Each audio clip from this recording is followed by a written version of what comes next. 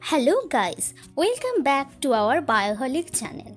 I am your Monday educator Orpita Vishwas, and today I am going to discuss about the 8A part of the digestive system, which is about the digestion and absorption of food. So let's start.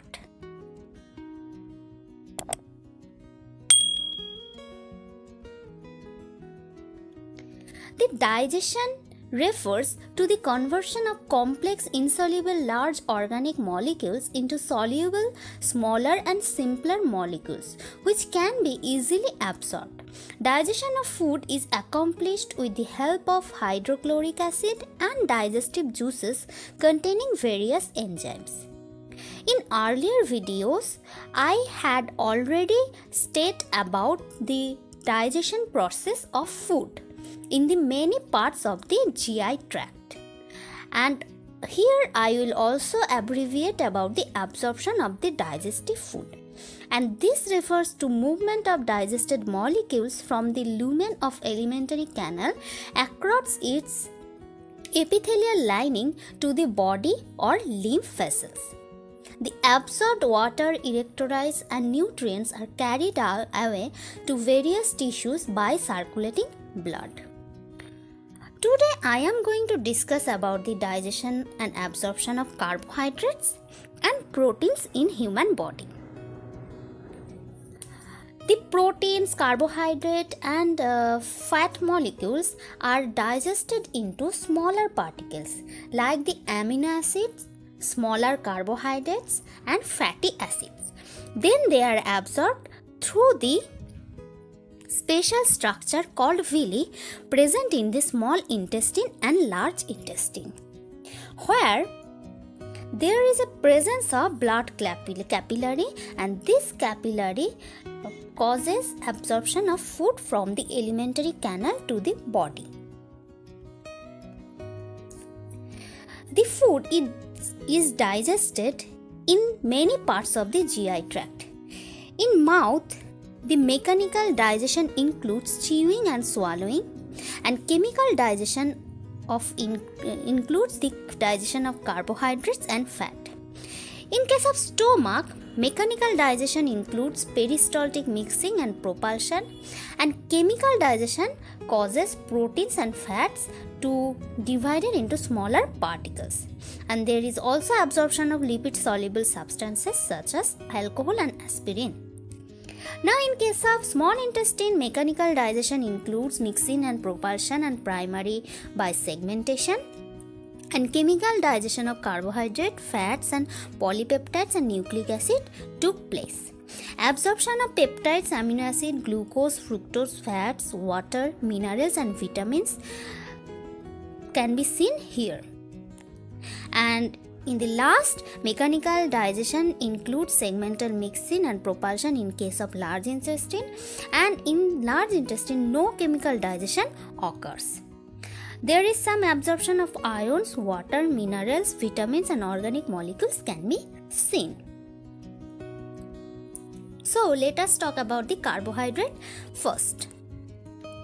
We intake carbohydrate as starch or glycogen, and on that salivary amylase took the action and breaks it to the disaccharides, which are the maltose, sucrose and lactose. Maltose is acted by the maltase and forms two molecules of glucoses. Sucrose is acted by the sucrase and forms one glucose molecule and one fructose molecule. And lactose is broken by lactase enzyme and forms one glucose and one galactose molecule. So the enzyme transforms disaccharide to the smaller monosaccharide particles. In mouth, salivary amylase breaks starch. In case of mouth, initial starch digestion starts by enzyme of alpha amylase, which act on the 1,4 linkage, not on the 1,6 linkage of carbohydrate. In stomach, there is no digestion of carbohydrate took place. but some smaller activity of alpha amylase can be seen, and the HCl of gastric juice may hydrolyze some sucrose.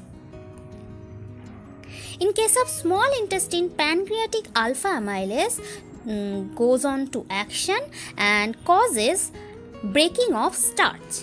Here the action is on the 1,6-glycolytic linkage. And in the large intestine, fibers and indigestible carbohydrates are partially broken. Now the absorption of carbohydrate. The absorption of carbohydrate is mainly come into action by the sodium glucose transporter. The glucose galactose are absorbed by a common sodium dependent active transport system, and the fructose is absorbed by the facilitated diffusion, and some pentoses are absorbed by simple diffusion.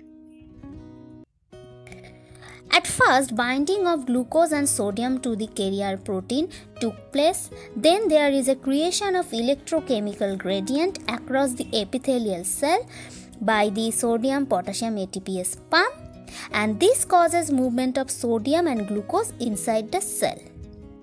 This transport of glucose into blood capillaries took place by this sodium-glucose transporter. This is known as this SGLT1 and GLUT2, GLUT2. Now there is some abnormalities of the carbohydrate digestion and absorption. That is the lactose intolerance. It is of two types, the congenital lactose intolerance and the secondary lactose intolerance. The congenital refers to a condition in which lactose cannot be digested due to congenital deficiency of enzyme lactase. And the secondary lactase deficiency occurring in adults is very common. It produces intestinal distension, diarrhea and fatty events. Now let us move on to the digestion and absorption of protein. In mouth, mechanical digestion or chewing took place. In stomach, denaturation of protein by the HCl and some enzymatic digestion or action by pepsin enzyme took place. And in small intestine, enzymatic digestion by chymotrypsin, trypsin and proteases. And also there is absorption of amino acid, diamino acid and tripeptides in case of small intestine. Digestion of proteins in stomach mainly causes by the pepsin enzyme, which is secreted by the chief cells from the main gastric glands in inactive form and is responsible for digesting about 10 to 15% proteins entering in the gastrointestinal tracts. The protein is converted into the large polypeptides through the action of pepsin. Then it is converted to the short polypeptides or amino acids, and the short peptides also converted into the amino acid form. The digestion of proteins in small intestine also took place through the pancreatic proteases or proteolytic enzymes by the pancreas, and this can digest all of the proteins. In stomach, HCl hydrolyzes nucleoproteins to proteins and free nucleic acid, and free nucleic acids then converted into the nucleotides and nucleosides by the action of ribonuclease. And the action of trypsin, chymotrypsin, elastase, sodium bicarbonate, pepsin, HCl.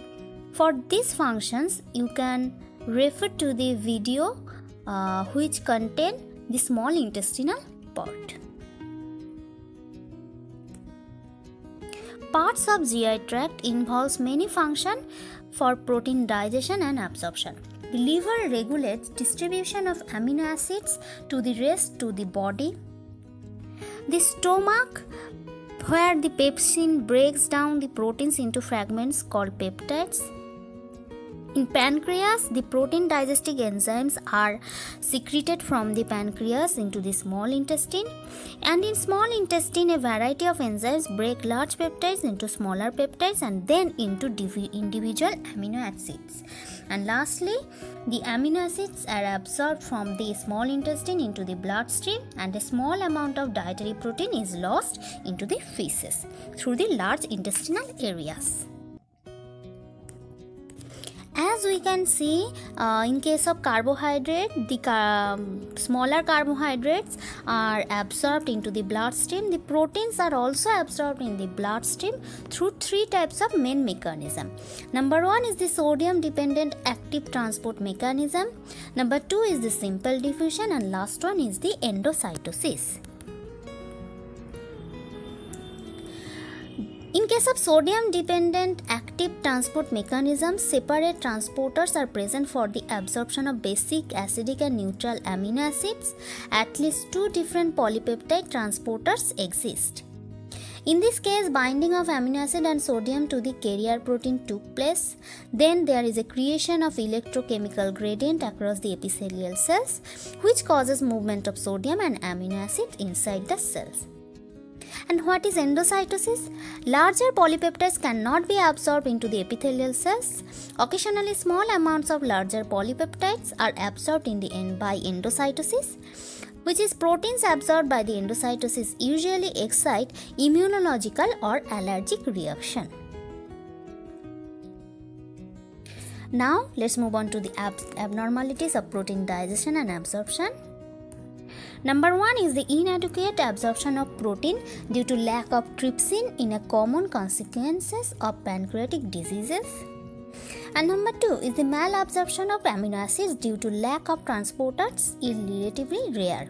For example, Harntam disease, there occurs malabsorption of neutral amino acids due to lack of specific carrier protein. So that's all for today. In the next video, I will discuss about the digestion and absorption of fats, water, electrolytes, minerals and vitamins, and some applied aspects. If you find this video helpful, please give it a big thumbs up and don't forget to comment. And if you have any queries, please send your queries to our Gmail account given in the description box.